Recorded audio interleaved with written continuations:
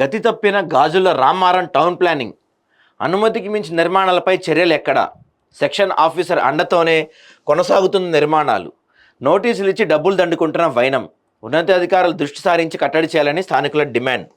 ఉద్యోగ నిర్వహణలో అలసత్వం వహిస్తున్న వారిపై శాఖాపరమైన చర్యలు తీసుకోవాలి. తుల్జా సింగ్, గాజుల రామారావు సెక్షన్ ఆఫీసర్. అయిన వారికి ఆకులో కాని వారికి కంచంలో అనే నానుడి అక్షరాలు అమలు చేస్తున్నారు గాజుల రామారం సర్కిల్ టౌన్ ప్లానింగ్ అధికారులు. ప్రభుత్వాలు మారినా అధికారుల తీరు మారకపోవడంతో ఇబ్బడి ముబ్బడిగా వెలుస్తున్న అక్రమ నిర్మాణాలతో ప్రభుత్వ ఆదాయానికి భారీ గండి పడుతుంది.